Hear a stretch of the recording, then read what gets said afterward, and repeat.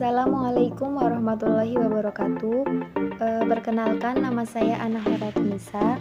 Saya dari Prodi 1 PAIC Fakultas Tarbiyah dan Ilmu Keguruan. Di sini saya akan memaparkan materi mengenai pendidikan moderasi Islam dengan tema mengapa perlu adanya moderasi Islam. Jadi, sebagai bangsa yang masyarakatnya amat majemuk, kita sering menyaksikan adanya gesekan sosial akibat perbedaan cara pandang masalah keagamaan. Contohnya nih, di waktu lain kita sibuk dengan menolak pemimpin urusan publik gara-gara beda agama. Selain itu, ada lagi orang yang mengatasnamakan agama untuk mengkafirkan sesamanya. Dari fakta yang kita alami, nyaris tak mungkin alias mustahil kita bisa menyatukan cara pandang keagamaan umat beragama di Indonesia. Lalu sikap kita itu harus bagaimana? Apakah kita harus membungkamnya? Tentu saja tidak kan. Mereka ini memiliki kebebasan. Di slide selanjutnya yaitu ada definisi pendidikan moderasi Islam.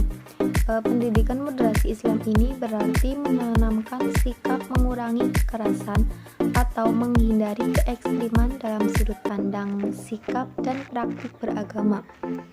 Maksud dari keekstriman itu apa sih? Jadi, ekstrim itu berarti berlebihan.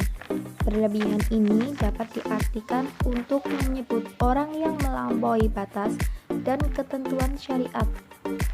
Nah, ekstremitas ini juga diyakini bertentangan dengan esensi ajaran agama sehingga cenderung merusak kehidupan, baik itu kehidupan beragama maupun kehidupan bernegara. Selanjutnya ada tujuan dan manfaat. Tujuan moderasi Islam tak lain itu untuk menghadirkan keharmonisan di dalam kehidupan kita sebagai sesama anak bangsa. Selain itu, moderasi beragama juga menjadi jalan tengah antara dua kelompok yang ekstrim. Kita perlu bermoderasi beragama sebagai solusi agar dapat menjadi kunci yang penting untuk menciptakan kehidupan keagamaan yang rukun, harmoni, damai, serta menekankan keseimbangan baik dalam kehidupan pribadi, keluarga, masyarakat, maupun kehidupan secara keseluruhan. Selanjutnya yaitu landasan normatif. Landasan normatif ini dalam bermoderasi adalah agar menjadikan umat yang baik. Menjadi umat yang baik ini dijelaskan dalam Quran surat Al-Imran ayat 110 yang berbunyi A'udzu billahi minasyaitonir rajim. Bismillahirrahmanirrahim.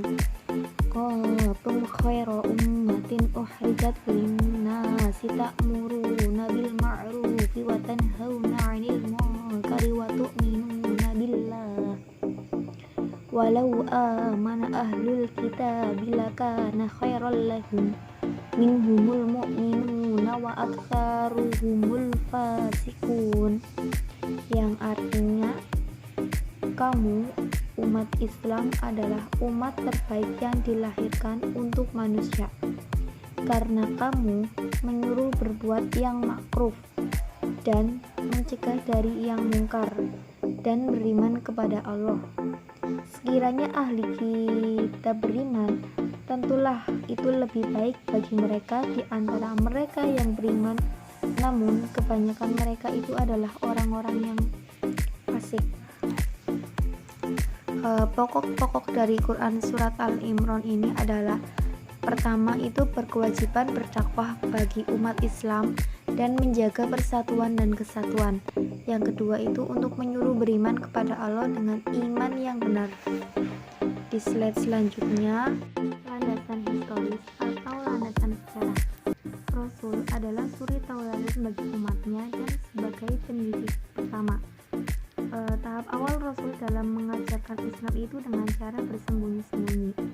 Rasul mulai mengajarkan ini kepada keluarganya, yaitu kepada istrinya Khadijah dan anak angkatnya yang bernama Ibnu Abi Thalib, serta pada para sahabat-sahabatnya.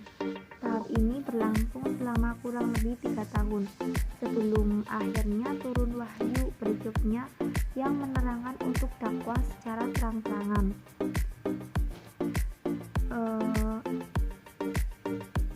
Dalam dakwah ini, beliau mengundang keluarga dekatnya untuk berkumpul dan memulai menyiarkan agama Islam. Namun, dakwah secara terang-terangan ini belum maksimal dan belum sesuai dengan keinginan Rasul, sehingga Rasul pun mengubah metode dakwahnya. Yang awalnya berdakwah kepada keluarga dekat, ini beralih menjadi kepada seruan umum atau untuk seluruh umat manusia. Yang terakhir yaitu prinsip-prinsip moderasi Islam. Salah satu prinsip dasar dalam moderasi beragama itu adalah selalu menjaga keseimbangan di antara dua hal.